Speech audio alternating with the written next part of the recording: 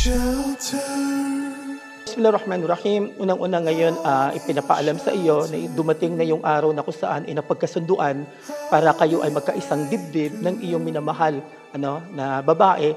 Alhamdulillah, nandito yung sa side na babae na kung saan sila itong tatanggap sa iyo bilang asawa ng babae. Lalaki na aming sasaksiyan ang kasal ngayong umaga, alalahanin mo, ang Allah subhanahu wa ta'ala kanyang ipinahayag sa banal na Quran, wa min ayatihi, at kabilang sa kanyang mga palatandaan, ang khalaqalakum, ang kanyang ginawang paglalang sa atin. Min anfusikum, mula mismo sa ating mga sarili bilang mga tao, azwajya, na tayo ay makakatagpo ng ating magiging makakasalamuha. Ibig sabihin, ang lalaki ay ginawa para kay babae at si babae ay ginawa para kay lalaki.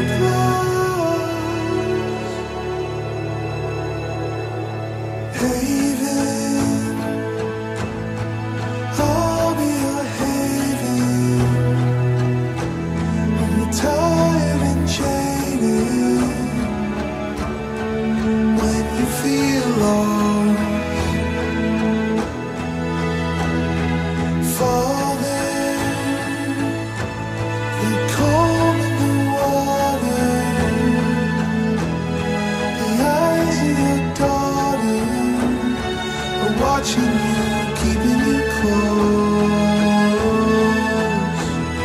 'Cause I was broken, words that were spoken, cut me wide open.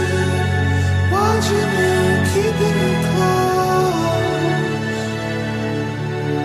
But I'll be tethered to all that was ever, and I'll be forever watching you, keeping you close. Kinakasal kita kay Bay Hana Sherizad Dilangalen Giamat, alinsunod sa batas ng Islam na nasasaad sa banal na Quran at sa banal na Sunnah ni Propeta Muhammad.